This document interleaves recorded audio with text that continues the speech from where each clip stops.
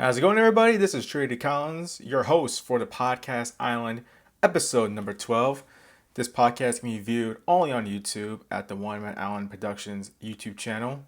Clips of the podcast can be viewed on Instagram, Snapchat, TikTok, and YouTube Shorts. So this NFL season will start on Thursday with the Detroit Lions visiting and defending Super Bowl champion Kansas City Chiefs. Kansas City Chiefs is favored in that game. For today's show, I will be discussing my predictions for the 2022 National Football League season. Before I start, allow me to preface my comments by saying that I am just a fan. I am no expert. My predictions could be either right, wrong, or really wrong. But then again, look, I'm a fan, so this is fun for me. I like to predict what could happen based off last season, the momentum, the player acquisitions, the trades, the development of players. It's going to be fun. So I'm only going to talk about 7 teams from each conference. That's the 7 teams that's going to be potential playoff contenders. And look, some of the teams won't make this playoffs, but one conference is very, very competitive. The other conference is very top heavy. There's only a few teams that you can honestly believe are capable of going all the way, or at least making a playoff run. So without any stalling, let's go right into it. Let's start with the NFC. So I want to start with the 7th seed, potentially, I'm thinking, is the Minnesota Vikings. I have them going 9-8, sporting a 2-4 record. And the reason why is because I think last season they had a miracle season. I think a lot of it is either the ball bounced the right way, and it's just like one of those seasons. Like every other year or every year, there's always a team that has a miracle season. The Bears had it with Mitchell Trubisky. I'm pretty sure a while ago. There's always a team that has one, and I think the Minnesota Vikings was one of those teams. Justin Jefferson had another outstanding season. Kirk Cousins was in that conversation. Wasn't legit an MVP candidate, but was in that conversation because of the season he had a lot of one possession wins, more than any other team. I think they had like 11 or 10, which is close to their entire win total last year. But then again, they had a horrible defense, and that's the reason why they got bounced, because Daniel Jones, of all people, was able to slice and dice that defense and score 31, which was enough to win that game. They did a lot of things this offseason to try to address the defense. They tried signing Brian Flores. They made some acquisitions probably in defense. They probably kept a lot of the same players. And they also added another receiver to replace the leaving Adam Thielen. Jordan Addison, wide receiver from USC. But then again, I think this is one of the teams that will no doubt take a step back from last season. So I have them going 9-8 with a 2-4 record. And that's in a division without Aaron Rodgers. Now, could I be wrong? Yes, but teams can be up and down, and one of those. And I never seen Kirk Cousins have back-to-back great seasons. So 9-8. Up next, I have the Cowboys. I have them also at 9-8 with a 4-2 division record. Now, the Cowboys are an interesting team that are in an interesting position. They cannot afford to be just a good enough team. Good is not enough. Dak Prescott has to take that next step. He has to make the conference championship game. He's a smart quarterback. He's a very good quarterback, but he's not good enough based on his history to validate the contract and to live up to the standards that pretty much the Cowboys should be at right now. He's been outshined by Aaron Rodgers in the playoffs. The last 2 seasons, the 49ers got his number, and that's with Jimmy Garoppolo and Brock Purdy as quarterbacks. Mainly the roster has outperformed Dak Prescott in recent years, which can happen. In the offseason, they still found a way to add more pieces, add more talent to this roster.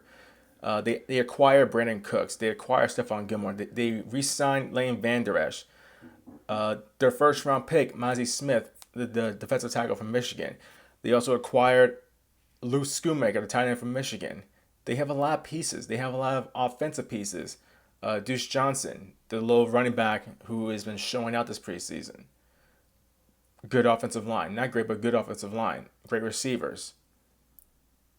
If Dak Prescott just cut the turnovers and play up to the standards that's required in the NFC playoffs and NFL standards, then this team could get to the conference championship game, if not the Super Bowl. But other than that, it's up to Dak Prescott. And it's up to this team to take the next step, which we haven't seen since their last championship run, which was in 1995. They had a good season last year, but I think they take a little step back by still making the playoffs with a 9-8 record, sporting a 4-2 division record. Up next, we had the Lions. I have them going 10-7 with a 4-2 record. So they had additions in the offseason: C.J. Gardner-Johnson, safety; Marvin Jones Jr., wide receiver. Their first round draft pick. They had like 4 picks in the first 2 rounds, which is really, really impressive. Which is how you know you're a building team and improving team. You do a good job with the draft and you acquire solid free agent picks. Their first round draft pick was Jahmyr Gibbs, running back from Alabama; linebacker Campbell from Iowa. They also got a tight end from Iowa, and they also got Brian Branch, a safety out Alabama. The Lions are in a opportunistic position because Aaron Rodgers is no longer in the NFC North. Right now, the Packers don't seem to be in a winning now position. I have them going either 8-9 or 9-8. But right now, the Lions are probably one of the teams that I think I won't see them making a huge step forward, but I do see them making a step forward as far as making the playoffs. They had a great stretch at the end of the year, and maybe they can win a playoff game, but right now I see them making the playoffs with a 10-7 record and 4-2 in division, and really turning some heads. Jared Goff gets back to the playoffs. Dan Campbell finally revives his franchise. Look, there's more optimism in this organization since maybe when they first drafted Matthew Stafford in the Calvin Johnson era. And even before that, you had to go all the way back to Barry Sanders' Lions. Other than that, you never had this much optimism. Now, the important thing to do is making sure that the stars you do have, whether they're big stars or medium stars, that you just, Aiden Hutchinson, their defensive end, that's a star in the making. You have to do right by them. You can't make the playoffs, I'm predicting this year, and go on the next 2 or 3 years not making the playoffs. Because you know what you're going to do? You're going to be doing exactly what you did to Barry Sanders, to Darius Slay, to Ndamukong Suh, Matthew Stafford, Megatron, those guys, by wasting their potential, wasting their best years, their prime years, the most athletic and gifted years with nonsense. Right now, it seems like they turn it around, and hopefully they can turn it into a trend. Up next, we have the Saints. I think their addition, them adding Derek Carr to a team that already has Michael Thomas, they brought back Jimmy Graham. I don't know how effective he's going to be. I think some people forgot he was even in the league. But I think the Saints have the potential to make the playoffs with a 10-7 record. The division's pretty weak. The Falcons are still trying to find their identity. The Buccaneers are going to take a step back with Baker Mayfield as their quarterback. The Panthers have a rookie quarterback, and it's unknown how good they'll be. I think I have them at 8-9, 9-8. It could be either or. The ball bounces a certain way. It could be the difference between a winning and losing season. But the Saints with a competent quarterback could be a very good team. They were competitive at times last year, but you can tell that they were transitioning from the Champagne era. They didn't really have a competent quarterback managing anything. So Derek Carr, he's not great. He's mid-tier. But then again, if he can have just, 10 very good games, that's enough to win the division. Again, I'm not saying they're going to the conference championship game. I'm not saying they're going to win a playoff game. You can make it to the playoffs with this quarterback, I think. But if you can't, maybe you lose out and you maybe you have the Carolina Panthers stealing that division and they start their rebuild of the franchise. So at 4th seed, I have the Saints. Now these next 3 teams, it's very interesting because I have 2 teams that are in the conference championship game, but I have this one team that is going to be a surprise shocker. But let's start with the Eagles first. the Eagles are in a interesting position because they're bringing back a lot of the players that made that team great. They're bringing back James Bradbury, Fletcher Cox, Brandon Graham, Jason Kelsey. They drafted Jalen Carter, the stud out of Georgia at defensive tackle. And they also drafted Nolan Smith, the outside linebacker from Georgia. They should make the playoffs again. They have the talent. Jalen Hurts is coming back. He's as talented as you can have in the NFL. And not only that, he's in the NFC. So the amount of resistance that you have there is very, very thin, making the road a little bit more easier and a little bit more fortunate.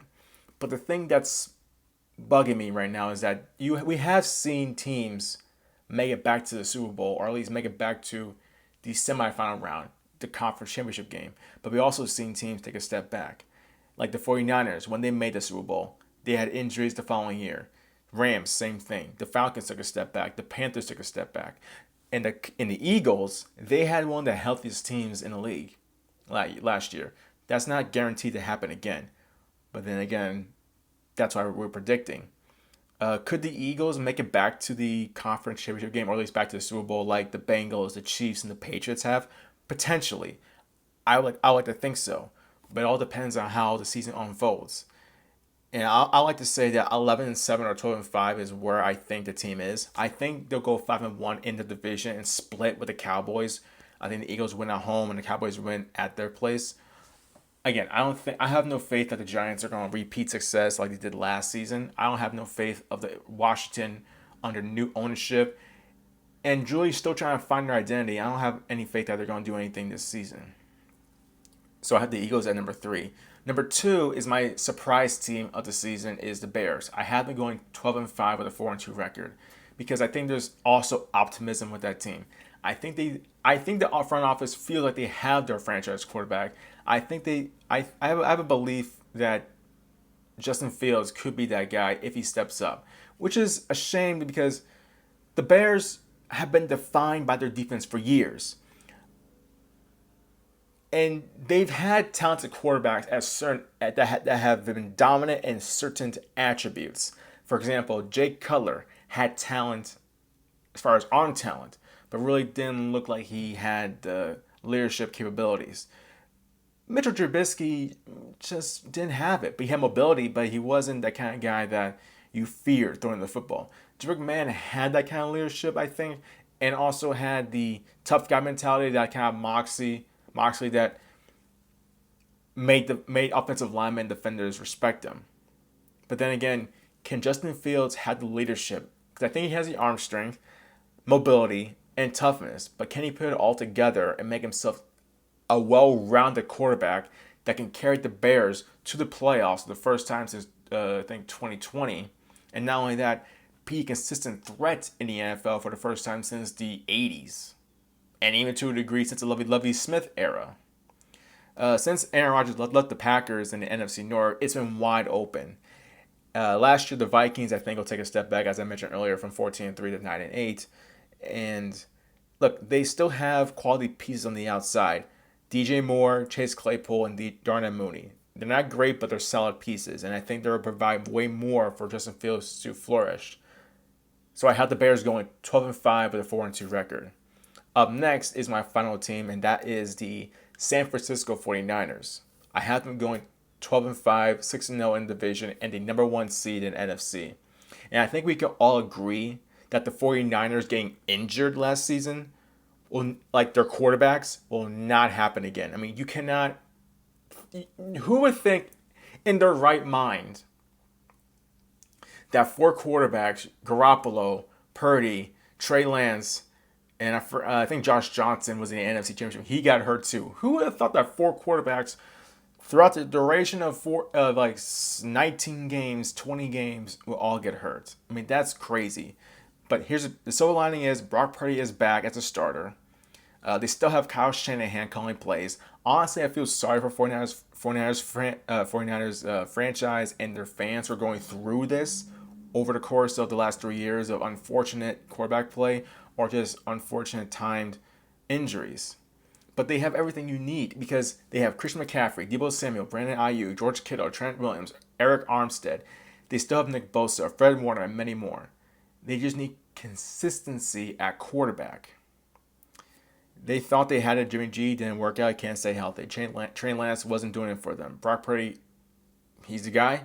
If he can stay healthy, the Niners can go 12-5, 6-0 in the division, and be the best team in the NFC. And I think they go back to the conference championship game if it all plays well.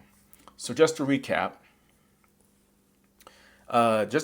the Vikings are at 7, Cowboys at 6, Lions at 5, Saints at 4, Eagles 3, Bears 2, and Niners at 1. Let's head over to the AFC because the AFC is loaded.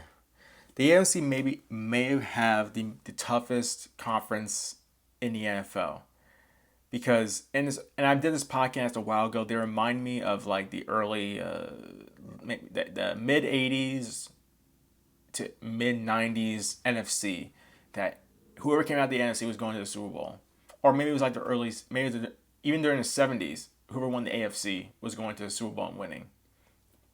That's how this feels. The AFC feels like any team that comes out of the playoffs is going to win the Super Bowl. Quarterbacks and teams. And let's start with the Bengals. I had the Bengals going 11-6 with a 3-3 record. The Cincinnati Bengals are in an interesting position. They have guys whose contracts are coming up after this season and eventually going to need big paydays even far beyond. DJ Reader, Tyler Boyd, T. Higgins, Joe Burrow, and Ja'Marr Chase, they're going to be expecting big paydays, or at least their contracts are coming up soon. And you know Joe Burrow is going to be demanding a huge contract. You know what that means? The time to win is now. Could the Bengals be good without these individuals that I mentioned? Yes, of course. How good? I don't know. Cody Ford, guard, and Orlando Brown, Jr., tackle. Myles Murphy, defensive end. DJ Turner, the cornerback out of Michigan. I mean, a lot of those guys, those are the additions. And the competition is going to be brutal for the Bengals more so this year than last year. I'm not saying that they should be afraid or anything, but look, Trevor Lawrence isn't going anywhere. Aaron Rodgers is not going anywhere. And he's going to play for probably 2 or 3 more seasons. Lamar Jackson, Justin Herbert. I have the Bengals going 11-6 with a 3-3 record, and I think the time for them to pounce and at least get to a Super Bowl and winning is this season, because the amount of continuity and talent. I mean, you have an owner that's cheap. You gotta win it now. I'm not saying Joe Burrow the window's closed for him, but the current status and the current structure of this team, the window's closing for this team. And who knows? Maybe they strike it lucky and be able to replace these players with ease. Then again, everybody, as Tom Brady once said, everybody starts at 0, so you can't take it for granted. At number 6 is the Steelers. I have the Steelers going 11-6 with a 5-1 record. They made a lot of waves this past season towards down the stretch. Kenny Pickett made a lot of noise as far as his fourth quarter comebacks, his development from being a very maybe under. I don't think a lot of people looked at him as like something that people feared, but as time went on, they're like, okay, this kid has something. This kid has poise under pressure, and that's going to bode well for him for the future. Broderick Jones, offensive tackle from Georgia, Joey Porter, cornerback from Penn State, Keanu Benton, nose tackle from Wisconsin. Those are the additions from the draft. He also brought in Patrick Peterson. Here's what really the Steelers have going for them. Mike Tomlin never had a losing season. They have a good defense. They have talented receivers, an improved offensive line. As I mentioned before, the big question is Kenny Pickett. Can he take the next step and officially etch his name as one of the next franchise quarterbacks for Steeler Nation? You had Terry Bradshaw to start with, and then you had Ben Roethlisberger. Can he etch his name along those guys? And can he at least be a outside top 10, maybe bottom five. Sorry, not bottom five, at the best 10th best quarterback in the NFL talent wise. Because if that's the case, then the Steelers can definitely use their roster to nudge their way into the playoffs. Because he has to go up against Lamar Jackson, Trevor Lawrence, and Joe Burrow. And I think based on the roster, based on how resilient this team, culture, coach, players, you name it, the resilience of these players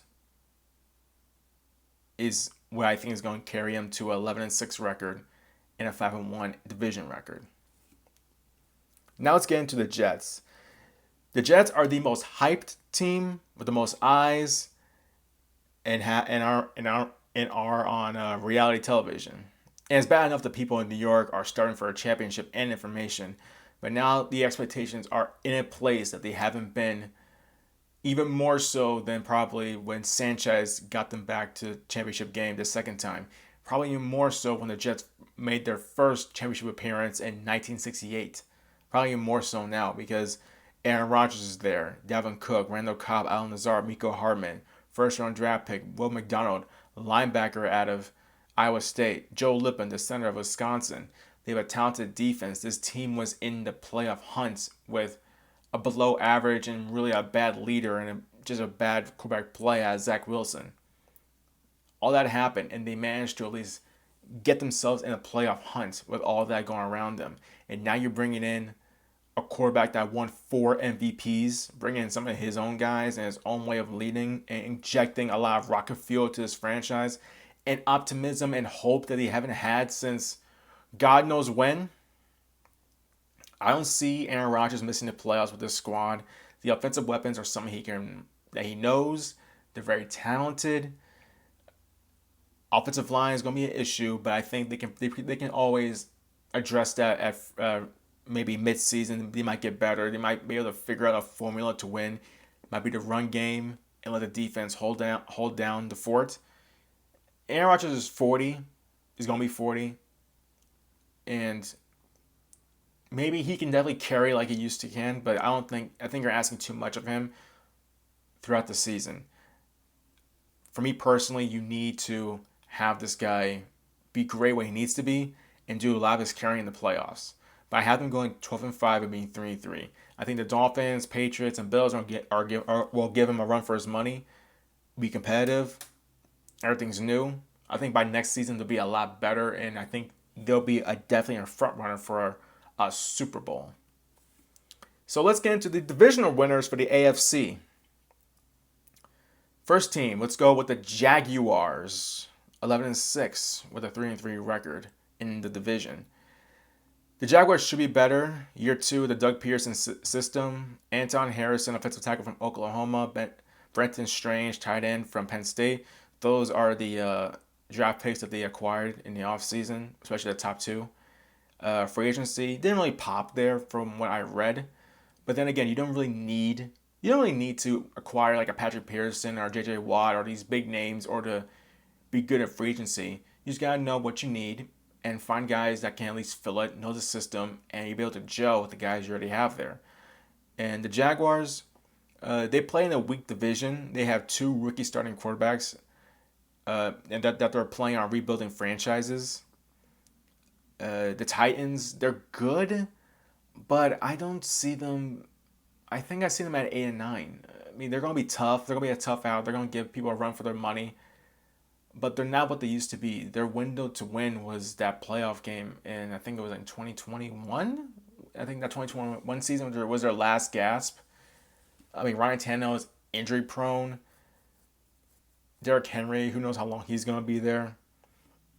They got DeAndre Hopkins, who's entering that age 30 range. That's going to be not getting a lot of looks for big-time money anymore.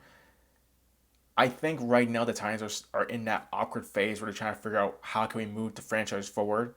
With the Jaguars, they have a young quarterback, a young team, optimism everywhere, and I see them going 11-6, 3-3 in the division. And the reason why I say 3-3, I mean, I'm not saying that, because I know I mentioned earlier that there are 2 starting rookie quarterbacks. Hey, upsets can happen. It could be 12-5. Who knows? But I see an upset, but that doesn't mean that the Jaguars still can't host a home playoff game. All right, let's get into the top three. The Ravens 12-5 in the and as an overall record, and 2-4 in the division. Honestly, this is a very tough division. The Steelers are good. The Bengals are good. The Browns will be tough, but I don't have them making the playoffs. They had key additions: wide receiver Odell Beckham Jr., Melvin Gordon, a talented running back, Ronald Darby, a solid.